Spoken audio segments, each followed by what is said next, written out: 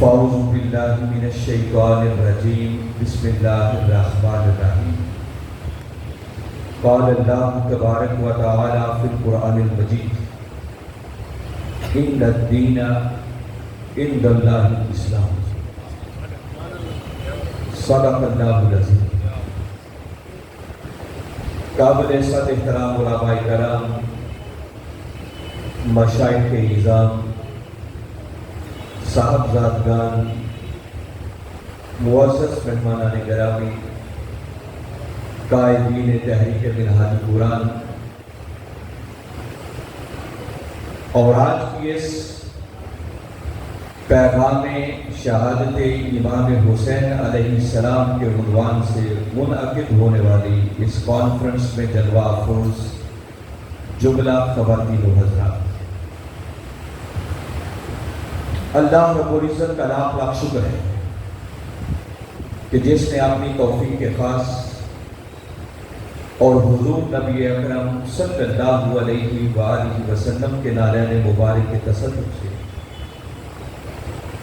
محرم الحرام کی ان مقدس ساعتوں میں ہمیں ایک مرتبہ پھر منڈی بہاؤالدین کی سرزمین پر اس تاریخی جامع مسجد غوثیہ رضویہ کے اندر 5 روزہ سید الشہداء امام المقام امام حسین علیہ السلام کانفرنسز منعقد کرنے کی توفیق عطا فرما، اور جس حسن نظم، جس خوبصورتی اور جس محبت اور ذوق و شوق کے ساتھ ان نشستوں کا اہتمام کیا جا رہا ہے، میں اس پر اس مسجد کی انتظامیہ کے جملہ احباب اور بالخصوص اس مسجد کے امام اور خطیب حضرت علامہ احسان اللہ الحسینی صاحب اور خصوصاً بالخصوص جگر گوشہ حضر ملت صاحبزادہ سید معین حسین چشتی صاحب، اور ان کے علاوہ ان نشستوں کے منتظمین جن میں تحریک منہاج قرآن اور اس کے جملہ فورمز، پاکستان عوامی تحریک، منہاج قرآن یوتھ لیگ، مصطفی اسٹوڈنٹس موومنٹ، منہاج قرآن علماء کونسل اور منہاج قرآن ویمن لیگ، ان جملہ فورمز کے جملہ قائدین کو، ذمہ داران کو، عہدیداران کو، رفقا کو، اور پھر اس پوری کی پوری ٹیم کے سالار، تحصیلی سطح پر ہمارے محترم سیف اللہ طارق صاحب، اور تحریک منہاج قرآن ڈسٹرکٹ منڈی بہاؤالدین کے صدر محترم وسیم احمد ہمایوں صاحب، ان کو، ان کی پوری ٹیم کو، اور ہر اس شخص کو جس نے کسی بھی حوالے سے ان 5 روزہ کانفرنسز کے انتظام و انصراف میں حصہ لیا ہے، میں سب کو دل کی گہرائیوں سے مبارکباد بھی پیش کرتا ہوں اور دعا کو ہوں کہ اللہ رب العزت آپ کی ان کاوشوں کو اپنی بارگاہ میں شرف قبولیت عطا فرمائے۔ دامن وقت میں گنجائش بہت کم ہے، جو مجھے لگ رہا ہے شاید 40 سے 45 منٹ سے زیادہ گنجائش ہے۔ میرے پاس ادھر کوئی ایسا نہیں ہے، مجھے ٹائم بتاتے ہوئے اشارہ کر دینا جب آخری کو 5-7 منٹ رہ جائے تو کسی تمہید میں گئے بغیر، سچی بات ہے کہ جتنی اہمیت کا حامل آج کا موضوع ہے، کم از کم 1.5 گھنٹے کی گفتگو میں جا کر کسی حد تک اس کے تقاضے پورے ہو سکتے ہیں۔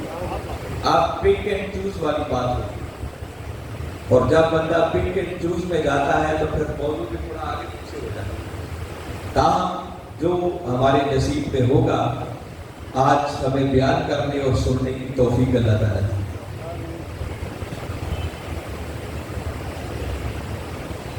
2 نشستیں ہو چکی ہیں اور آج غالباً یہ 30ویں نشست ہے۔ اور الحمدللہ میرا ایک محتاط اندازہ ہے کہ مرکزی نظامت دعوت کے زیر اہتمام کم و بیش کوئی 150 کے لگ بھگ امام علی مقام امام حسین علیہ السلام کی شہادت کے حوالے سے کانفرنسز کا انعقاد ہوگا، جس میں پورے پنجاب بھر کے اندر ہمارے اسکالرز الحمدللہ ان کانفرنسز کے قبل اس کے کہ میں موضوع کی طرف باقاعدہ آؤں، ایک چھوٹی سی بات جو عرض کرنا چاہ رہا ہوں تاکہ آپ کو موضوع کی اہمیت کا بھی اندازہ ہو سکے۔ بالعموم جب محرم الحرام کے اندر نواسہ رسول، جگر گوشہ بطول، امام علی مقام امام حسین علیہ السلام کی مناسبت سے کوئی پروگرام ہوتا ہے اور منتظمین جب ٹائم مانگتے ہیں تو میں اپنا ایکسپیرینس، اپنا تجربہ آپ کے ساتھ شیئر کر رہا ہوں۔ بالعموم ٹرینڈ یہ پایا جاتا ہے کہ منتظمین کی خواہش یہ ہوتی ہے کہ ہمیں 10 محرم کے دن ہونے والی شہادتیں سنائیں، یہ بتایا جائے کہ حضرت عباس کے بازو کیسے قلم ہو گئی اور محمد کے لاشیں کیسے گرے، حضرت قاسم کی شہادت کیسے ہوئی، 6 ماہ کے معصوم علی اصغر نے نواسہ رسول کے ہاتھوں میں کیسے دم توڑا، 18 سالہ علی اکبر کی شہادت کا منظر کیا تھا، اور خود نواسہ رسول، جگر گوشہ بطول، امام علی مقام امام حسین علیہ السلام کی شہادت کی کیفیت کیا تھی، پھر اس کے بعد اس ٹوٹے پھوٹے قافلے کے ساتھ کیا ہوا، کس طرح شام اور دمشق کے بازاروں سے ہوتا ہوا بالعموم لوگوں کی یہ خواہش ہوتی ہے کہ ہمیں یہ چیز سنائی تاکہ وہ شہادتوں کو سنیں اور سن کر نہ ہو۔ تو بنیادی بات میں عرض کر رہا ہوں تاکہ کسی کو کوئی غلط فہمی نہ رہے۔ یاد رکھیں امام علی مقام امام حسین علیہ السلام کی شہادت کا ذکر کرنا یا کربلا میں ہونے والی دیگر شہادتوں کا تذکرہ کرنا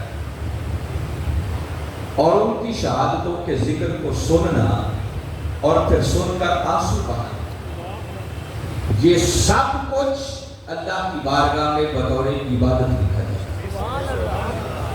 اس پہ رب بھی برابر کی کوئی شک نہیں، کیونکہ مجھے معلوم ہے کہ ایک طبقہ ایسا بھی ہے جو کہتا ہے کہ شہادت پر غم کیسا، اور بدبختی کی انتہا ہوتی ہے کہ وہ 10 محرم کے دن شادیاں کرنے سے بھی نہیں چوکتے۔ یہ میرا سبجیکٹ نہیں ہے، موضوع نہیں ہے میں اس پر بات کروں، چونکہ میں نے آج اگلی بات کرنی ہے، اس لیے بنیادی بات یہ سمجھا رہا ہوں، اس کا ریلیشن ہے اس بات کے ساتھ۔ تو میں 10 اپنے کہے ہوئے جملے پر صرف آپ کو ایک سادہ سی مگر بڑی پکی سی دلیل دینا چاہ رہا ہوں، جو میں نے عرض کیا کہ کربلا میں ہونے والی شہادتوں کا ذکر کرنا، سننا اور سن کر آنسو بہانا، یہ سب اللہ کی بارگاہ میں بطور عبادت کا ہوتا ہے۔ کوئی پوچھے کہ کوئی دلیل، تو دلیل بڑی پکی سی ہے کہ شہادت حسین پر غم کرنا، آنسو بہانا، یہ خود سنت مصطفیٰ ہے۔ اس سے مضبوط دلیل اور کوئی نہیں۔ ابھی یہ شہادت ہوئی نہیں تھی، ہمارے آقا صلی اللہ علیہ وسلم فقط اس شہادت کا تصور کر کے آنسو بہاتے۔ امام علی مقام امام حسین علیہ السلام کی ابھی ولادت ہوئی، حضرت ام فضل رضی اللہ تعالیٰ عنہ نے اپنے ہاتھوں میں آپ کو اٹھایا، ایسے میں کملی والے آقا صلی اللہ علیہ وسلم تشریف لائے اور حضرت ام فضل رضی اللہ تعالیٰ عنہ نے بڑی خوشی سے امام علی مقام کو میرے آقا کے ہاتھوں میں، اور تھوڑی ہی دیر کے بعد جب انہوں نے پلٹ کر دیکھا تو دیکھتی ہیں کہ میرے آقا کی آنکھوں میں آنسو دیکھ کر عرض کرنے لگی کہ یا رسول اللہ صلی اللہ علیہ وسلم خوشی کا موقع ہے، اللہ نے نوازا کیا، مگر اس خوشی کے موقع پر آپ کی آنکھوں میں آنسو کیسے؟ میرے آقا صلی اللہ علیہ وسلم سن کر فرمانے لگے کہ ام فضل تمہیں کیا خبر، ایک وقت آئے گا جب میری ہی امت کے بعض بدبخت لوگ میرے اس نواسے کو شہید۔ تو میں بتا رہا ہوں کہ شہادت کا تصور کر کے میرے آقا خود آنسو بہا دیا کرتے. تو نواسہ رسول کی شہادت پر آنسو بہانا اور غم کا اظہار کرنا یہ خود سنت مصطفیٰ اور کملی والے آقا صلی اللہ علیہ وسلم کی سنت پر عمل کرنا یہ اہم بات ہے.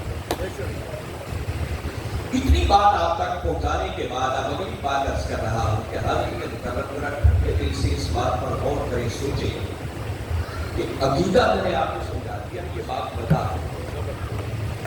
مگر بات آپ تک یہ پہنچانا چاہ رہا ہوں کبھی ٹھنڈے دل سے اس بات پر غور کریں کہ میدان کربلا میں نواسہ رسول, جگر گوشہ وطن, امام علی مقام امام حسین علیہ السلام نے یہ جو اتنی بڑی قربانی تھی کہ اپنا سب کچھ ہی راہ خدا میں قربان کر, کچھ بھی بچا کے پیچھے نہیں. آپ کا دھیان ہے میری بات کی طرف, آپ کی توجہ چاہتا ہوں, آپ کی توجہ ہوگی تو بات کرنے کا مزہ آئے, اور اگر آپ کی توجہ نہ رہی, آپ نے کچھ جملے مس کیے تو آپ کا لنک ٹوٹ جائے گا, کچھ وہی نہیں کہ اگلی بات آپ کے سر سے. اس لیے بڑی توجہ سے سنیں, ٹائم ہمارے پاس بہت ہے. تو میں آپ سے کہہ رہا ہوں کہ حاضرین مکرم اس بات پر غور کریں کہ میدان کربلا میں امام علی مقام امام حسین علیہ السلام کی اتنی بڑی قربانی ہے کہ اپنا سب کچھ ہی راہ خدا میں قربانی. تو کیا ان کی اتنی بڑی قربانی دینے کا مقصد فقط یہ تھا کہ سال کے بعد جب پلٹ کر محرم کے دن آئے تو میرے نانا کے امتی بیٹھے ہو جائے, دل بیٹھے ہماری شہادتوں کے تذکرے کریں, سنیں, سنائیں, روئیں, دھوئیں اور نیاز کھا کے بس اس کے بعد اپنے گھر کے کیا خیال ہے ان کی قربانی کا مقصد؟ کوئی بھی عقل مند آدمی اس بات سے اتفاق نہیں کر سکتا کہ ان کی شہادت کا مقصد یہ نہیں تھا. وہ الگ بات کہ میں بتایا کہ ان کی شہادتوں کا ذکر کرنا, سننا اور سن کر آنسو بہانا, یہ سب کچھ اللہ کی بارگاہ میں بطور عبادت کیا جاتا ہے. اللہ اس پر اجر دیتا ہے, اجر تو مل جاتا ہے, مگر غلامی حسین کا حق ادا. یہ ایسے ہی ہے کہ دیکھیے اللہ کا قرآن, یہ بھی بالعموم ہمارا طرز عمل ایسا ہی ہے کہ ہم نے قرآن کو بھی محض ثواب کی کتاب سمجھا, اور تاجدار کائنات صلی اللہ علیہ وسلم کا یہ بھی فرمان ہے کہ جو شخص خالی ناظرہ قرآن پاک بھی پڑھتا ہے, باری تعالیٰ اسے بھی ایک ایک حرف کے بدلے 10 نیکیاں. تو جو شخص صرف ثواب کی کتاب سمجھ کر پڑھے گا, اللہ اس کو بھی اجر عطا کرے گا. مگر پھر منڈی بہاؤدین والوں سوچو کہ وہ شخص جو ساری زندگی طوطے کی طرح رٹ کر صرف قرآن کو ثواب کی کتاب سمجھ کر ہی پڑھتا ہے, اللہ اجر تو اس کو دے دے گا مگر قرآن کی تلاوت کا حق ادا. جسے سمجھ ہی نہ آئی کہ اس قرآن کے اندر لکھا کیا اور سمجھ کر اس نے اس قرآن کے مطابق اپنی زندگی کو بدلا ہی نہ, اس قرآن کے مطابق خود کو ڈھالا ہی نہ, بس زندگی بھر صرف قرآن کو ثواب کے لیے پڑھتا ہی رہا, اس کو اجر ضرور مل جائے گا مگر قرآن کی تلاوت کا حق ادا نہیں ہو سکتا. بالکل اسی طرح بتا رہا ہوں کہ اگر ہم ساری زندگی صرف نواسہ رسول امام علی مقام امام حسین علیہ السلام کی شہادت کا تذکرہ سن کر صرف رو دو کے گھر چلے گئے اور اسی میں انٹرسٹڈ رہے کہ یہ بتائیں تیر کتنے لگے تھے, نیزے کتنے آئے تھے, امام علی مقام نے آخری وقت میں سجدہ کیسے کیا تھا, بس یہ سنا سنایا یا واقعہ شہادتوں کے تذکرے سنے اور اس بات کو جاننے کی کوشش ہی نہ کی کہ نواسہ رسول نے اتنی بڑی قربانی دے کر اپنے نانا کی امت کو پیغام دیا, اس پیغام کو ہی نہ سمجھا اور سمجھ کر اس پر عمل پیرا ہونے کی کوشش ہی نہ کی, تو خالی کے جلسے کرنے پر اللہ اجر ضرور دے دے گا مگر غلامی حسین اور محبت حسین کا حق ادا. کہ ان کی شہادتوں کے ذکر کرے بھی، سنے بھی، عظمتیں بیان کرے، محبت کا اظہار کرے، مگر ان کی قربانی اور ان کے پیغام کے اصل مقصد کو سمجھے اور سمجھ کر اس کے مطابق پھر عمل پیرا ہو کر اپنی زندگی اور آخرت کو سنوارنے کی کوشش کرے۔ اگر اس راہ پر چل پڑے تو سمجھو صحیح معنوں میں غلامی حسین کا حق ہے۔ وہ کسی نے کیا خود کہا ہے نا کہ انسان کو بیدار تو ہو لینے دو، انسان کو بیدار تو ہو لینے دو، ہر قوم پکارے گی ہمارے ہیں حسین۔ حسین نے صرف مسلمانوں کو نہیں، پوری انسانیت کو جینے کا گور سکھایا۔ اگر ہم نے وہ گور نہ سیکھا، وہ سلیقہ ہی نہ سیکھا، ان کے رنگ میں خود کو ڈالا ہی نہ اور خالی بس محبت کا اظہار کر کے چلے گئے تو غلامی کا حق ادا نہیں ہوگا۔ حق تب ادا ہوگا کہ باقی سب کچھ بھی کرے، مگر جس مقصد کے لیے نواسہ رسول نے اتنی بڑی قربانی دی ہے اس پیغام کو سنیں، سمجھیں اور اس پر عمل پیرا ہو کر پھر اپنی دنیا کو بھی سنواریں اور اپنے آپ کو۔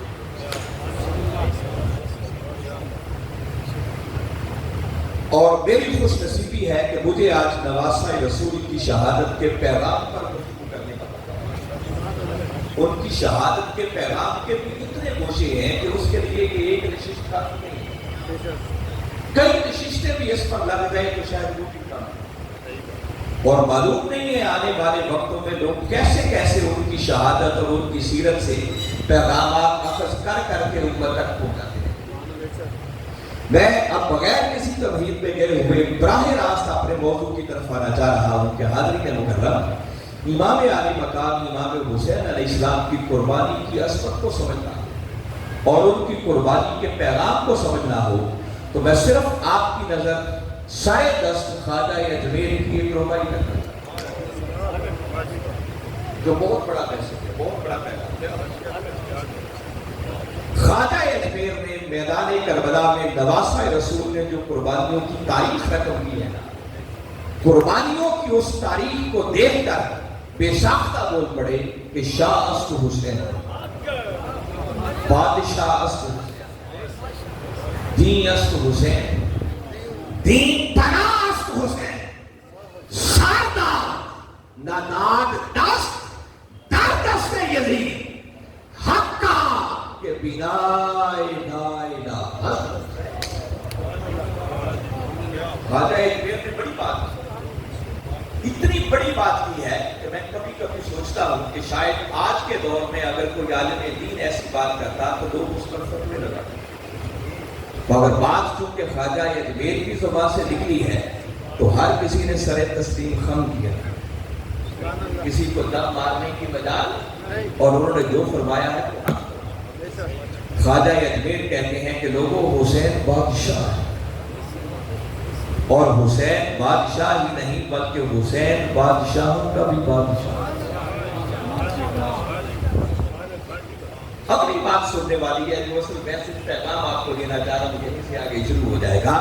خواجہ اجمیر نے معلوم نہیں ہے یہ کہنے سے پہلے کتنا سوچا ہو، کتنا خوف کیا ہو، تب جا کے ان کی زبان سے یہ بات۔ اور خواجہ اجمیر آگے کہتے ہیں دین است حسین، کہ لوگوں نواسہ رسول نے اپنے نانا کے دین کی سربلندی کے لیے قربانیوں کی ایسی تاریخ رقم کی ہے کہ اب حسین صرف ایک شخصیت کا نام نہیں ہے بلکہ اب حسین دین ہے اور دین حسین۔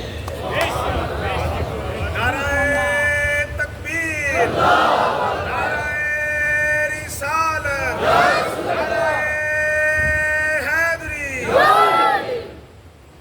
میں اب پوری ربائی کا بھی آگے ترجمہ نہیں کرنا چاہ رہا، آگے موقع پہ ساتھ ساتھ کرتا جاؤں، اور اسی مصرے کے اندر جو اگلی بات کیا ساتھ کہتے ہیں دین پناہ است حسین، کہتے ہیں دین کو پناہ بھی ملی تو حسین کے دامن میں۔ دین است حسین کہہ کے وہ فرما رہے ہیں کہ لوگوں اب دین حسین سے جدا نہیں ہے، حسین دین سے جدا ہے۔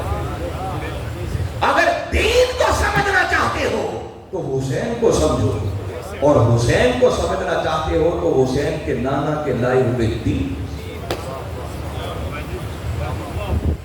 مگر بدقسمتی یہ ہے کہ جس دین کو بچانے کے لیے، جس دین کو ہم تک پہنچانے کے لیے نواسہ رسول نے اتنی بڑی قربانی دی کہ اپنا سب کچھ قربان کر دیا، اس دین پر عمل کرنا تو بڑی دور کی بات، آج امت کے ذہنوں کے اندر اس دین کا تصور بھی دھندلا چکا ہے۔ ہم صرف عمل سے دور نہیں، وہ تو ایک الگ المیہ ہے نا، وہ دین کا تصور بھی ذہنوں میں گڑبڑ۔ آپ نے اس دین کو صرف مسجد کی چار دیواری کے اندر بند کر دیا، چند رسموں کے ساتھ اس کو خاص کر دیا ہے کہ بس دین اسی چیز کا، جبکہ وہ دین کیا تھا جو آیت کریمہ میں نے شروع میں پڑھی، باری تعالیٰ نے اس دین کا تعارف کروایا، فرمایا ان الدین عند اللہ الاسلام، کہ بے شک اللہ کے نزدیک دین فقط اسلام ہی ہے۔ اس دین کا نام دین اسلام ہے۔ اسلام کیا ہے؟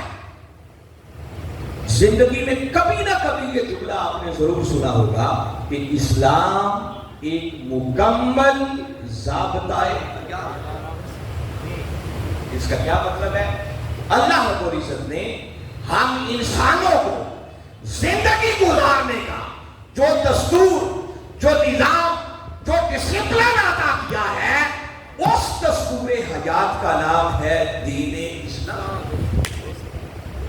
دین صرف مسجد کے اندر کے معاملات کو ڈیل نہیں کرتا، دین انسان کی زندگی کے ہر شعبے کو، ہر لمحے کو ڈیل کرتا ہے، اور انسان صحیح معنوں میں انسان تب بنتا ہے جب اس کی پوری زندگی حسین کے بچائے ہوئے اس دین کے تابع۔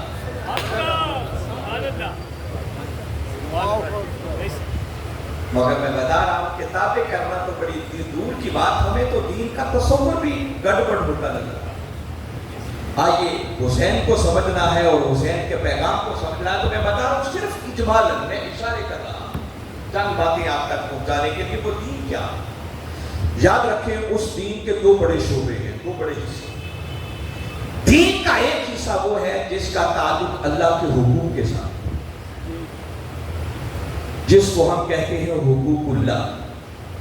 دین کا دوسرا حصہ وہ ہے جس کا تعلق اللہ کے بندوں کے حقوق کے ساتھ، جنہیں ہم کہتے ہیں حقوق العباد۔ یہ دو آپ نے معروف سنے ہوئے ہیں، یہ دونوں ملے تو تب جا کر دین مکمل ہو۔ یہ جتنی کائنات ہے نا، اس کی میجر تقسیم، بڑی تقسیم ایک ہے، ایک اللہ کی ذات ہے جسے معبود کہتے ہیں، اور اس معبود کو چھوڑ کر کائنات کے اندر باقی جو کچھ ہے اس کی حیثیت اللہ کی بارگاہ میں سوائے عبد اور بندہ ہونے کے اور کچھ نہیں۔ جیسے سورہ مریم میں فرمایا ان کل من فی السماوات والارض الا آتی الرحمن عبدا، زمین و آسمان کا ذرہ ذرہ جو کچھ پستیوں میں ہے اور جو کچھ بلندیوں میں ہے، اس کی حیثیت اللہ کی بارگاہ میں سوائے عبد اور بندہ ہونے کے اور کچھ نہیں۔ اور جب میں بندوں کی بات کرتا ہوں تو بندوں سے مراد صرف انسان نہیں ہے، ایمان کا دائرہ بڑا وسیع، اس کے اندر انسان بھی ہیں، حیوان بھی ہیں، چرند بھی ہیں، پرند بھی ہیں، ملائکہ بھی ہیں، رسل بھی ہیں، حتیٰ کہ خود تاجدار کائنات صلی اللہ علیہ وسلم کا شمار بھی اللہ کے بندوں میں۔ بس ایک معبود ہے اور باقی جو کچھ ہے وہ سارے اس کے بندے۔ یہ وجہ ہے کہ حقوق کی بھی دو ہی تقسیم، ایک ہی تقسیم ہے کہ حقوق اللہ اور حقوق العباد۔ دین کا ایک حصہ وہ ہے جو اللہ کے حقوق کو ڈیل کرے، اور دین کا دوسرا حصہ وہ ہے جس کا تعلق اللہ کے بندوں کے حقوق کے ساتھ۔ آپ نے میرے آقا صلی اللہ علیہ وسلم سے اس دین کا تعلق سنا ہوگا، کملی والے آقا صلی اللہ علیہ وسلم نے فرمایا، اور احادیث کی کتابیں بھری پڑی ہیں، فرمایا بنی الاسلام علی خمس، اسلام کی بنیاد 5 چیزوں، توحید اور رسالت کی گواہی دینا، نماز کا قائم کرنا، زکوٰۃ کا ادا کرنا، رمضان کے روزے رکھنا، اور اگر اللہ نے استطاعت دی ہے تو بیت اللہ کا حج کرنا۔ یہ کلمہ پڑھ لینے کے بعد پریکٹیکلی کرنے والے کل 4 کام ہیں جن کو تاجدار کائنات صلی اللہ علیہ وسلم نے دین کی بنیادیں قرار کیا قرار کیا؟ دین کی بنیادیں۔ ہم سے پہلی غلطی یہاں پر یہ ہوئی کہ جن چیزوں کو تاجدار کائنات صلی اللہ علیہ وسلم نے دین کی بنیادیں قرار دیا تھا، ہم نے اٹھا کر انہیں کل دین بنا۔ ہم کہتے ہیں شاید دین یہ سارا دین نہیں ہے، یہ کیا ہے؟ یہ دین کی بنیادیں۔ تو بابا بنیاد ہوتی ہے، وہ کبھی کل عمارت نہیں ہے۔ کوئی شخص خالی بنیادیں بنا دے، اوپر کچھ بھی نہ کرے اور کہے میں نے پوری بلڈنگ کھڑی کر دی ہے، تو کوئی بھی عقل مند اس کی بات ماننے کے لیے تیار نہیں ہوگا۔ بھئی اگر بنیادیں بنائی ہیں تو اس کے اوپر کوئی دیواریں بھی کھڑی کرنا ہوگی، کوئی چھتیں بھی ڈالنا ہوگی، کوئی ونڈوز اور دروازے بھی لگانے ہوں گے، کوئی روشن دان بھی بنانے ہوں گے، کوئی سنگ مرمر کی ٹائلیں بھی لگانا ہوگی، کوئی تزئین و آرائش بھی کرنا ہوگی۔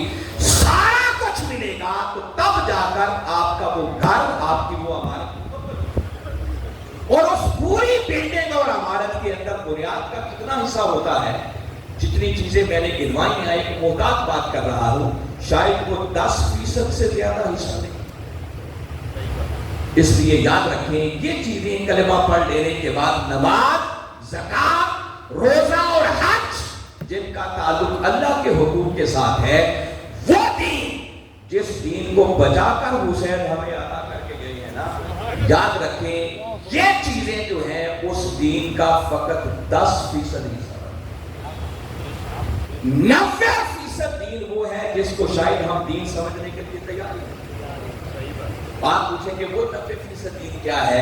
یاد رکھیں 10% دین وہ ہے جس کا تعلق اللہ کے حقوق کے ساتھ ہے، اور 90% دین وہ ہے جس کا تعلق اللہ کے بندوں کے حقوق۔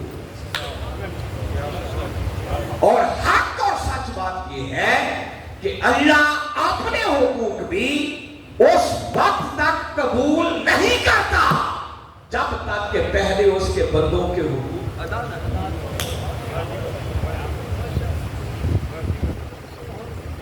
ادھر اللہ کی انسانیت پریشان ہو، دکھوں میں مبتلا ہو، اور کوئی شخص صرف نمازیں پڑھنے پر زور دیتا رہے تو کچھ بعید نہیں ہے اس کی نمازیں بھی اٹھا کر اس کے دل پر دیتا۔ میں بتا رہا ہوں سبجیکٹس کی تفصیل میں ابھی جانے کا وقت نہیں ہے، میں ریفرنس کے طور پر صرف آپ کو ایک دلیل دیتا، چونکہ دین کی بات ہو رہی ہے تو قرآن پاک کی معروف سورت ہے سورہ ماؤن۔ باری تعالیٰ نے یہی بات کی ہے جو میں نے ابھی فرمایا، ارائیت الذی یکذب بالدین، کہ آپ نے اس شخص کو نہیں دیکھا جو دین کو جھٹلاتا؟ سننے والوں کے کان کھڑے ہو گئے کہ باری تعالیٰ کیا فرمانے لگے ہیں؟ کون ہے دین کو جھٹلانے والا؟ کون ہے دین کی تکذیب کرنے والا؟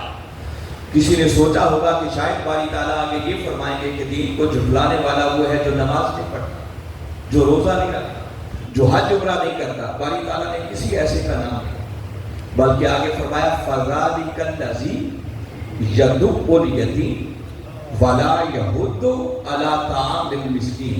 فرمایا دین کو جھٹلانے والا وہ ہے جو یتیم کو دھکے دیتا ہے اور غریب کو، محتاج کو، مسکین کو نہ خود کھلاتا ہے نہ دوسروں کو ترغیب دیتا۔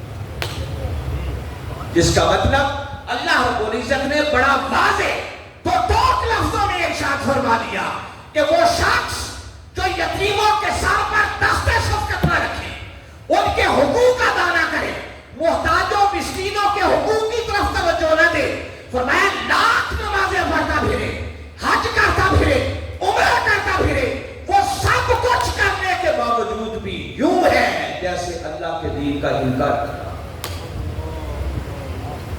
اور اس کی نمازیں بھی قبول نہیں۔ آپ اس سے اگلی آیت کو پڑھیں، وہ دلیل ہے۔ فرمایا فَوَيْلٌ لِّلْمُصَلِّينَ، تباہی ہے، ہلاکت ہے، بربادی ہے نماز پڑھنے والوں۔ کون سے نماز پڑھنے والے؟ الذین هم عن صلاتهم ساہون، جو نمازیں پڑھنے کے باوجود بھی نماز کی روح سے غافل۔ اور وہ روح کیا تھی؟ وہ اللہ کی مخلوق اور اس کی انسانیت کے حقوق کی ادائیگی۔ جب تک بندوں کے حقوق ادا نہیں کرتے، یاد رکھیں کہ عمرے، یہ حج، یہ زکاتیں، یہ نمازیں کچھ اللہ کی بارگاہ میں قبول نہیں ہوگا۔ اللہ اپنے حقوق بھی قبول تب کرتا ہے جب پہلے اس کے بندوں کے حقوق ادا کرتے ہیں۔ یہ ایک سبجیکٹ ہے، بتا گھنٹوں اس پر بات کرتا چلا جائے، میں صرف کی بنیادیں آپ کو اشارہ کر سکتا ہوں۔ حاضرین مکرم کے دونوں حصے ملے، حقوق اللہ اور حقوق العباد، تو دونوں کے ملنے سے جو دین بنتا ہے اس دین کو کہتے ہیں معمول بھی۔ بول کے کیا کہتے ہیں اس کو؟ یہ ٹیکنیکل ٹرم ہے، کب سنی ہوگی اہل علم سے تو کوئی بات چھپی ہوئی نہیں، مگر آپ جس بڑے کو پڑھیں گے یہ تقسیم آپ کو ملے گی۔ اور میں ایک کتاب کا ریفرنس دے رہا ہوں، ایک کتاب ہے جس کتاب کا نام ہی منہاج القرآن۔ کیا نام ہے کتاب کا؟ منہاج القرآن۔ ڈاکٹر طاہر القادری نے لکھی، وہ غلط فہمی کا شکار ہے۔ وہ ڈاکٹر طاہر القادری سے بھی پہلے کی لکھی، اور کتاب کا نام ہی منہاج القرآن۔ وہ ڈاکٹر برہان احمد فاروقی نے لکھی۔ انہوں نے اپنی کتاب کے اندر بڑی تفصیل اس سبجیکٹ پر بحث کی۔ وہ کہتے ہیں لوگوں یہ جو دین ہے نا، حقوق اللہ اور حقوق العباد، اول تو ہم حقوق اللہ سے نہیں نکلتے، جبکہ میں نے بتایا کہ اللہ اپنے حقوق بھی تب قبول کرتا ہے جب پہلے اس کے بندوں کے حقوق ادا کیے جاتے ہیں۔ ہم بندوں کے حقوق کی طرف متوجہ نہیں ہوتے، اور وہ فرماتے ہیں کہ یہ دونوں بھی مل جائیں اور کوئی پورا اس کا حق ادا کرنے والا بن جائے تو اسے کہتے ہیں معمول بہی دین، روزمرہ کا دین جس پر عمل پیرا۔ مگر کبھی کبھی حالات کو بڑی تبدیلی اس میں آ جاتی، اور ایسے حالات کا سامنا کرنا پڑتا ہے جب دین کی قدریں مٹ رہی ہوتی، دین کی قدریں پامال نہیں ہو رہی ہوتی ہیں، لوگ دین کا مذاق اڑانا شروع کر دیتے ہیں، اللہ کے کردہ حلال چیزوں کو حرام کرنا شروع کر دیتے ہیں، حرام کو حلال کرنا شروع کر دیتے ہیں، سارے عام شراب نوشی شروع ہو جاتی ہے، عورتوں کی عصمت ریزی شروع ہو جاتی ہے۔ فرمایا جب دین کی قدریں پامال ہو رہی ہو اس وقت پھر حقوق اللہ پیچھے رہ جاتے ہیں، حقوق العباد پیچھے رہ جاتے ہیں۔ اس وقت دین تقاضا کرتا ہے کہ باقی سب بعد میں آؤ، پہلے دین کی مٹتی ہوئی قدروں کو بچانے کے لیے میدان حق، اس لیے کہ وہ دین بچے گا تو وہ دین پر بعد میں عمل بھی کرے گا۔ جیسے میں نے حاضرین مکرم آپ کو بتایا ہے نا کہ اللہ اپنے حقوق قبول نہیں کرتا جب تک اس کے بندوں کے حقوق ادا نہیں کرتے، اسی طرح میں بتا رہا ہوں کہ دین زوال کا شکار ہو، دین کا مذاق اڑایا جا رہا ہو، انسانیت دین سے دور ہو رہی ہو، اور ایسے حالات میں آپ صرف نمازوں پر اکتفا کرتے رہے، ہر سال حج عمرے پر اکتفا کرتے رہے نہیں، اس وقت سے دین پکارتا ہے، آواز دیتا ہے، حسین کی روح آواز دیتی ہے کہ آؤ، آپ اگر دین پر عمل پیرا ہونا چاہتے ہو تو اس وقت تقاضا یہ ہے کہ پہلے دین کی مٹتی ہوئی قدروں کو بچانے کے لیے میدان عمل میں۔ نواسۂ رسول اس بات میں کوئی شک نہیں ہے کہ ان سے بڑھ کر اللہ کے حقوق ادا کرنے والا کون ہے؟ وہ شب زندہ دار تھے، چشم تصور میں لائے وہ حسین جو تیروں تلواروں نیزوں کے سائے میں آخری سجدہ قضا نہیں ہونے دے رہا، اس کی معمول کی زندگی کی نمازوں کا حالت کیا ہے؟ صرف سوچنے کی دعوت ہی دے سکتا ہوں، اس سے آگے اور کیا کہہ سکتے ہیں، اپنا وقت نہیں ہے ہمارے۔ وہ حسین جس کی رگوں میں اس باپ کا خون کا کچھ کر رہا تھا جن کو امام المتقین کا، حسین نے اس ماں کی گود میں پرورش پائی تھی کہ جس کی شب زندہ داریوں کا اور عبادت گزاریوں کا عالم یہ تھا کہ سردیوں کی طویل راتیں ہوتی، اپنے مولا کے حضور جب عبادت کے لیے حاضر ہوتی نا تو ایک ہی سجدہ اتنا لمبا کرتی کہ مؤذن صبح فجر کی اذان ادھر اذان کی آواز کانوں میں پڑتی، ایک سار تاہ بڑھ کر سجدے سے سار اٹھاتی اور عرض کرتی مولا تو نے کتنی چھوٹی راتیں بنائی ہیں کہ تیری فاطمہ جی بھر کے ایک سجدہ بھی ادا نہیں کر سکتا۔ سوچو اس حسین کی اپنی شب زندہ داریوں کا کیا ہے۔ حسین بندوں کے حقوق کیسے ادا کرنے والے تھے، یتیموں کے سر پر کیسے دست شفقت رکھنے والے تھے، محتاج مسکین آ جاتا اس کو کیسے نوازنے والے تھے۔ تاریخ ہے، کتابیں بڑی بڑی ہیں، سائل آتا سوال کرتا، ایک ہی جملے میں 500 بکریوں کا ریکارڈ ان کو عطا کرتا۔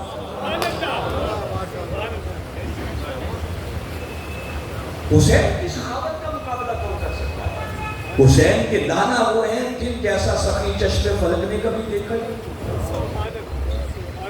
حسین کے بابا وہ ہیں جن کو دنیا مولا کائنات کے نام سے جاتی ہے۔ دیکھو نا جو کائنات کا مولا ہوگا تو اس کی سخاوت کا عالم کیا ہوگا۔ کسی نے مولا کائنات علی شیر خدا سے پوچھا تھا آپ نے کبھی زکات دی؟ فرمایا سختیوں پر زکات دینے کی نوبت آئے کبھی اتنا مال جمع ہی نہیں ہونے دیا کہ وہ نصاب بنے اور اس کی زکات دے۔ حسین کی رگوں میں اس بات کا خون ہے۔ میں بتا رہا ہوں تفصیلات میں جانے کا وقت نہیں ہے، میں آگے اہم چیزیں اب آپ سے عرض کروں۔ تو حاضرین مکرم، حسین حقوق اللہ ادا کرنے والے بھی تھے، حقوق العباد ادا کرنے والے بھی تھے، مگر نواسۂ رسول نے جب دیکھا کہ بدبخت یزید تخت پر بیٹھ رہا ہے اور یزید نے آتے ہی دین کی قدروں کو پامال کرنا شروع کر دیا، دین کی حدوں کو توڑنا شروع کر دیا، حلال کو حرام اور حرام کو حلال کرنا شروع کر دیا ہے، سرعام نسبت دینی شروع ہو رہی ہے، شراب نوشی عام ہو رہی ہے۔ تو حسین سمجھ گئے کہ اب دین کے لیے صحیح معنوں میں کلمہ حق کہنے اب وہ اقامت دین کا فریضہ انجام دینے کی ضرورت ہے۔ جب یزیدیت اس بدترین روپ میں سامنے آئی تو اس وقت حسین سے بڑھ کر اس یزیدیت کو للکارنے والا کوئی۔ اور میں نے بتایا اس کو کہتے ہیں کہ جب دین کی قدریں مٹ رہی ہوں پھر اقامت دین کے لیے میدان عمل میں آئیں۔ دین کے اس حصے کا نام ہے معیاری دین۔ کیا کہتے ہیں اس کو؟ معیاری دین، اصل دین پھر یہ ہے۔ پھر باقی سب کچھ اللہ کی بارگاہ میں تب قبول ہوتا ہے کہ جب دین یہ قربانی مانگے تو پھر بندہ سب کچھ دینے کے لیے اللہ کی بارگاہ میں آتا ہے، کیونکہ یہی قربانی، اسی قربانی کا نام ایمان ہے۔ میں بتا رہا ہوں، اور اگر آپ یہ فریضہ ادا نہیں کرتے تو پیچھے ایمان باقی نہیں بچتا۔ میں یہاں رک کر سادہ سی بات میں نے اہم جملہ کہا ہے، ایسے کو پریشان نہ رہے کہ میں نے کیا بات کر دی، صرف مفہوم سمجھانے کے لیے ایک آیت آپ کو پوچھ کرتا ہمارا ایمان کیا ہے۔ سورہ توبہ اس کی آیت نمبر 111 کو پڑھیں، باری تعالیٰ نے ارشاد فرمایا ان اللہ اشتری، میں ایک ایک لفظ کا معنی بتا، فرمایا بے شک اللہ خرید لیتا ہے، وہ خود خریدار بنتا ہے، وہ خریدتا ہے، ہر کسی سے خریدتا ہے نہیں، فرمایا ہر کسی سے نہیں خریدتا۔ مولا پھر کن سے خریدتا ہے؟ آگے فرمایا من المؤمنین، بے شک اللہ مومنوں سے خریدتا ہے، جس کا مطلب کہ ادھر بندہ کلمہ پڑھتا ہے، کلمہ پڑھتے ہی اس بندے کا مولا کے ساتھ ایک سودا ہوتا ہے۔ اللہ اس مومن سے کچھ خریدتا ہے، کیا خریدتا ہے؟ آگے فرمایا انفسہم و اموالہم، اللہ مومنوں سے ان کی جانیں بھی خرید لیتا ہے، ان کے مال بھی خرید لیتا ہے۔ میں بتا رہا ہوں کہ سودا ہو جاتا ہے کلمہ پڑھتے، مولا کہتا ہے کہ بندے تم نے کلمہ پڑھ لیا، سودا ہو گیا، اب جان بھی میری مال بھی میری۔ تو بندہ عرض کرتا ہے مولا جب سودا ہوتا ہے تو سودا تو دو طرفہ ہوتا ہے، کچھ دیا جاتا ہے کچھ لیا جاتا ہے، جان بھی تو نے لے لی، مال بھی تو نے لے لیا، تو بدلے میں ہمیں کیا ملے گا؟ اس نے آگے جواب دیا بِأَنَّ لَهُمُ الْجَنَّةَ، بندے سودا ہو گیا، اب جان بھی میری، مال بھی میرا، اور میں خدا وعدہ کرتا ہوں کہ اس کے بدلے تمہیں جنت عطا کروں۔ یہ کلمہ پڑھتے ہی بندے کا مولا کے ساتھ سودا ہو۔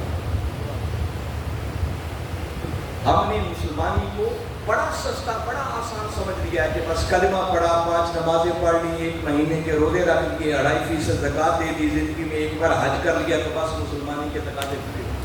نہیں، یہ مسلمانی پوچھے سے آگے بھی تقاضا ہے۔ یہ تو صرف معمول پہ ہی دین ہے۔ اس کے لیے آپ نے اللہ کے ساتھ کیا سودا کیا؟ جان اور مال۔ کہاں جان گئی اور کہاں مال گیا؟ تو پھر یہ جان اور مال کہاں کام آتی؟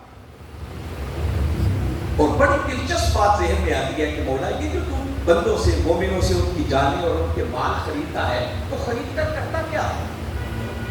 دیکھو نا، اس نے کوئی شو روم تو بنایا ہوا نہیں ہے کہ جہاں اس نے ہماری جانیں اور مال بڑے سجا سجا کے ڈیکوریٹ کر کے رکھنے ہیں کہ یہ وسیم ہمایوں صاحب کی جان ہے، یہ سیف اللہ صاحب کا کیا ہوا مال ہے، یہ فلاں کی جان اور مال ہے۔ تو وہ کیا کرتا ہے ہماری جان اور مال؟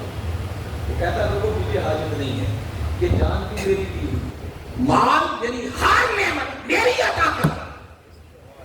وہ غالب الغالب نے کہا تھا نا کہ جان دی ہوئی اسی کی تھی۔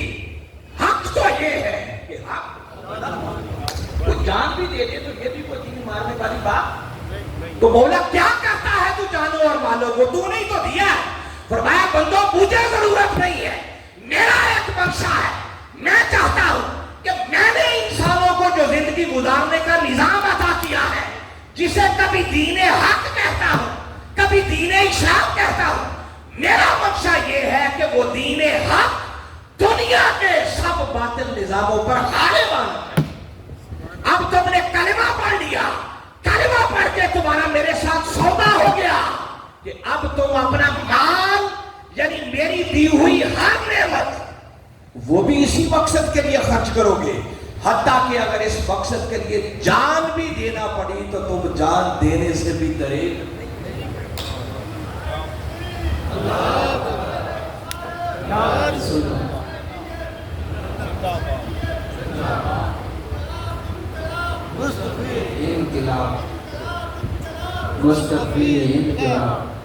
وہ کہتا ہے اس راہ میں جدوجہد کرنی ہے، کوشش کرنی ہے، ایفرٹ کرنی ہے۔ میں نے جو نعمت عطا کی ہے، خواہ وہ مال ہے، خواہ وہ علم ہے، وہ کوئی صلاحیت ہے، وہ وقت کی دولت ہے، اس راہ میں خرچ کرے۔ فرمایا حتیٰ کہ اگر جان بھی دینی پڑے تو جان دینے سے بھی طریقہ نہیں۔ یہ ہر مومن کا سودا ہے۔ ارے اگر آپ کلمہ پڑھنے والے کا یہ سودا مولا کے ساتھ ہوتا ہے تو سوچو اس حسین کے ایمان کی عظمت کا کیا عالم ہوگا جس نے نانا کی زبان اقدس سے فقط سن کر نہیں مانا تھا، زبان چوس چوس کر ایمان کی حالت۔ جب اس وقت دین پر کڑا وقت آیا تو پھر حسین میدان عمل میں، اور میں نے بتایا کہ باقی سب چیزیں پیچھے رہ جاتی ہیں اور وہ ایک ہی ان کا عمل بتانا۔ تاریخی بات ہے، کہتے ہیں امام علی مقام جس دن مکہ سے کربلا روانہ ہوئے ہیں نا، وہ ذی الحج کی 8 تاریخ۔ کتنی تاریخ تھی؟ حج کے مناسک ادا کرنے کے کل 5 دن ہیں، 8 ذی الحج سے 13 ذی الحج، اور نواسہ رسول 8 ذی الحج سے پہلے مکہ میں تھے۔ 8 ذی الحج کی صبح جب حاجی لوگ احرام باندھ کر مینا جا رہے تھے تو نواسہ رسول سر پہ کفن باندھ کے مکہ سے کربلا۔ یہ حسین کا پیغام دینا چاہ رہا ہوں، رسول حسینیت کیا ہے؟ اگر عبادت صرف حج کرنے کا نام تھا تو حج تو مکہ میں ہو رہا تھا، مکہ کو چھوڑ دیا۔ اتنی جلدی کیا تھی؟ دن تو حج کرنے میں اب 5 ہی باقی لگنے تھے نا، تو حج کر کے چلے جاتے، مگر آپ نے حج جیسی عبادت کو بھی بہت رکھا۔ اب یہ سٹیپ، یہ اقدام کسی عام شخص نے کیا ہوتا تو کروڑ بار نظر انداز کر دیں، مگر یہ سٹیپ اس ہستی نے لیا، خواجہ اجمیر جی نے دین کہہ رہے ہیں۔ وہ حسین جو اپنے نانا کی زبان چوس چوس کا پروان چڑھے تھے، جن کی خاطر میرے آقا نماز کے سجدوں کو لمبا کر دیتے تھے، جنہیں کندھوں پر بٹھا کر مدینہ کی گلیوں کی سیر کرواتے تھے، اور وہ حسین جس کو میرے آقا نے صرف جنتی نہیں بلکہ جنت کے جوانوں کا سردار نکلے. اس حسین کے اس اقدام کو نظر انداز نہیں کیا جا سکتا. کیوں حج جیسی عبادت کو مؤخر کر دیا؟ اس کی ریزن اور سبب اس کے سوا کوئی سمجھ میں نہیں آتی کہ نواسہ رسول آج سے حج کو مکہ سے کربلا روانہ ہو کر اپنے نانا کی امت کو یہ میسج اور پیغام دینا چاہ رہے ہیں کہ لوگوں جب میرے نانا کے دین پر بھاری وقت آ جائے، کڑا وقت آ جائے، خطرے پامال ہو رہی ہو، تو ایسے حالات کے اندر احرام باندھ کر حج کرنا عبادت نہیں، پھر فرات کے کنارے کو خون سے رنگین کرنا اس سے بھی بڑی. پھر ایئر کنڈیشن مساجد کے اندر سجدہ ریزیہ کرنا عبادت نہیں ہے. پھر اس دین کے تحفظ کے لیے اور مکس کی ہوئی قدروں کو پھر سے زندہ کرنے کے لیے اگر 18 سالہ علی اکبر بھی دینا پڑے تو وہ بتانا چاہ رہے ہیں کہ لوگوں یہ گھاٹے کا سودا نہیں، یہ منافع کا سودا. میں یہاں رک کر کیونکہ وسیم صاحب بتا رہے ہیں کہ ٹائم تقریباً پورا ہو چکا، تو میں صرف رک کر اب آپ کو یہ میسج دینا چاہ رہا ہوں کہ حسینیت کا سب سے پہلا اور بڑا میسج یہ ہے کہ جب دین پر زوال ہو تو اس وقت سب سے پہلے اس دین کے تحفظ کی فکر. مگر یاد رکھیں کہ دین کا تحفظ اور دین کے زوال کو عروج میں بدلنا یہ ہر بندے کے بس کی بات نہیں ہے کہ وہ تنہائی نکلے اور کہے کہ چلے میں دین کو قدروں کو بچانے کے لیے نکل پڑتا، دین کے زوال کو عروج میں بدلنے کے لیے نکل پڑتا. اس کے لیے کوئی تحریک چاہیے، کوئی جماعت چاہیے، کوئی قیادت چاہیے. جماعتوں کی اور قیادتوں کی کوئی کمی نہیں، اور بالخصوص پاکستان کے اندر وہ پنجابی میں کہتے ہیں نا 1 پکڑو تو 100 نکلو. ہر گلی محلے میں لیڈر مل جائیں گے، بڑی جماعتیں مل جائیں گی، دین کی خدمت کرنے کے بڑے گوشے. اور میں ایک جملہ کہہ رہا ہوں کہ جو شخص جہاں بھی جتنا بھی جس حال میں بھی اللہ کے دین کی سربلندی اور دین کی نوکری کا کوئی کام کر رہا ہے نا، اگر نیت صاف ہے تو اللہ کسی کی محنت کو بھی رائے گا نہیں جاتا. اللہ سب کو اجر عطا کرے، ان کو جزا ملے گی. بس شرط ایک ہے کہ نیت ٹھیک ہونی چاہیے، نیت کا قبلہ اور کعبہ درست ہونا چاہیے. مگر یاد رکھیں ہر دین کا کام کرنے سے دین غالب نہیں آتا، دین کا تحفظ نہیں ہو جاتا. اصل جس مقصد کے لیے اللہ نے اپنے محبوب کو بھیجا نا، لِيُظْهِرَهُ عَلَى الدِّينِ كُلِّهِ، اس لیے میرے محبوب کو بھیجا ہے تاکہ میرا رسول اس دین کو سب باطل نظاموں پر غالب کرے. اب دین کے گوشے بہت ہیں، کئی لوگ مسجدیں بڑی بنواتے ہیں، کئی لوگ مدرسے بڑے بنواتے ہیں، کئی لوگ تبلیغ کا کام بڑا کرتے ہیں، گھر گھر دروازے نہ کرتے ہیں آؤ نماز کی طرف، کئی لوگ سنتیں بڑی سکھاتے ہیں، کئی لوگ یتیم بچوں کی شادیاں بہت کرواتے ہیں، کئی غریبوں کو کھانا بڑا کھلاتے ہیں. اس ہر کام پر اجر ملتا، سارے ثواب کے کام ہیں، دین کا حصہ ہے. مگر میں ذمہ داری سے کہہ رہا ہوں کہ ان میں سے کوئی ایک کام بھی ایسا نہیں ہے جس کا تعلق دین کے غلبے کے ساتھ. آپ پوچھیں گے کیسے؟ آپ جتنی چاہیں یتیم بچیوں کی شادیاں کروا، کیا اس سے دین غالب آ جائے گا؟ دین کو غالب کرنا ہے باطل نظام ہوتا، اس کا بچیوں کی شادیوں سے کیا تعلق؟ آپ جتنا چاہیں بھوکوں کو کھانا کھلائیں، اللہ اجر دے دے گا، مگر اس سے دین کے غلبے کا کوئی تعلق نہیں. حتیٰ کہ آپ جتنی چاہیں مسجدیں بنا لیں، اللہ اجر دے گا، لوگوں کو نماز پڑھنے کے لیے فیسلٹی ملے گی، مگر خالی مسجدیں تعمیر کرنے سے دین غالب نہیں آ سکتا. آپ پوچھیں گے دین غالب کیسے آتا ہے؟ دین کے غلبہ کے لیے ایک فکر چاہیے، ایک سوچ چاہیے، ایک تھاٹ چاہیے. پھر دین کے غلبہ کے لیے دنیا کے حالات کا ویژن اور ادراک چاہیے. پھر دین کے غلبہ کے لیے منظم پلاننگ چاہیے، اور پھر اس منظم پلاننگ کے مطابق مسلسل جد و جہد اور ایفرٹ چاہیے. تب جا کر کوئی سوچ سکتا ہے کہ ممکن ہے ہماری ان کاوشوں کے نتیجے میں دین کے غالب آنے کے بھی کوئی امکانات پیدا ہو. اور میں دیانتداری کی بات کرتا ہوں کہ دین کا کام کرنے والی تنظیموں کو جب میں دیکھتا ہوں تو 99% تنظیمیں اور جماعتیں وہ ہیں جن کے ہاں دین کے غلبہ کی یہ فکر پائی نہیں ہے. وہ صرف نیکی کے کام کرتے ہیں، ثواب سمجھتے ہیں. اللہ ان کو اجر دے گا، اجر کسی کا بھی ضائع نہیں ہوگا۔ اللہ جس طرح وہ کر رہے ہیں اللہ ان کو، میں نے بتایا وہ تو خالی قرآن کی تلاوت ہی کرے، سمجھ بھی آئے یا نہ آئے، اللہ اس پر بھی ایک ایک حرف کے بدلے مگر دین کے غلبے کے لیے کچھ تقاضے۔ تو میں نے بتایا 99% تنظیمیں، جماعتیں، قیادتیں وہ ہیں جن کے ہاں دین کے غلبے کی فکر ہی نہیں پائی، اور جو 1% کی میں نے گنجائش رکھی ہے، ہو سکتا ہے وہ دین کے غلبے کی بھی بات کرتا ہو، دین کے اقامت کی بات کرتا ہو، اس نعرے کو لے کر میدان عمل میں نکلا ہو۔ اگر کوئی ایسے 2، 4، 5، 7 لوگ آپ کے ذہن میں آتے ہوں کہ نہیں وہ بھی دین کے غلبے کی بات کرتے ہیں، وہ حسینی فکر کو اس کو لے کے چل رہی ہے، تو میں آپ کو دعوت فکر دے رہا ہوں، ایسے لوگوں کو سامنے رکھیں، اور یہی 4-5 معیار جو میں نے دیے ہیں، ذرا سوچیں کہ یہ بندہ جو دین کے غلبے کی بات کر رہا ہے، اس کے پاس اس دین کے غلبے کے لیے فکر اور سوچ کیا ہے؟ اس کو دنیا کے حالات کی سمجھ کتنی ہے؟ اس کے پاس اس دین کے غلبے کے لیے منظم پلانیں کتنی ہیں، وسائل کتنے ہیں، اور اب تک زندگی کے اندر اس نے اس مقصد کے لیے کیا کیا؟ صرف اس کرائیٹیریا پر آپ انالیسس کریں گے نا تو جسے کہتے ہیں دودھ کا دودھ اور پانی کا پانی، ہر چیز لکھ کر کے سامنے آتی ہے۔ اکثر و بیشتر آپ کو وہ لوگ ملیں گے جو صرف حادثاتی طور پر لیڈر بن گئے، ارد کے ماحول سے متاثر ہو کر لیڈر بن گئے، سوچا نعرہ اچھا ہے، نعرہ لگا دو، اس قوم کا کیا ہے، یہ تو جو نعرہ لگائے اس کے پیچھے لگ جائے۔ مگر میں اس وقت جس قیادت اور جس ہستی کی بات کرنا چاہ رہا ہوں، اللہ کی عزت کی قسم ان کا جینا اور مرنا ہی حسین کے بچائے ہوئے دین کے غلبے۔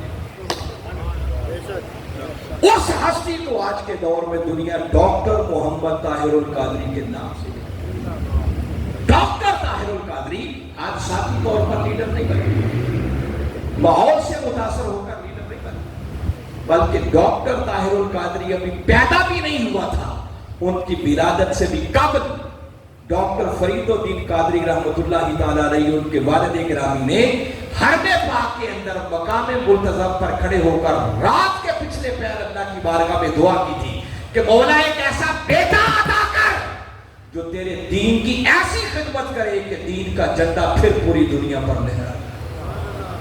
دل کی پنہائیوں سے نکلنے والی دعا نے شرف قبولیت پایا، اور خود کملی والے آقا صلی اللہ علیہ وسلم نے بشارت دی کہ فرید الدین مبارک ہو، اللہ تمہیں بیٹا عطا کرے گا، اس کا نام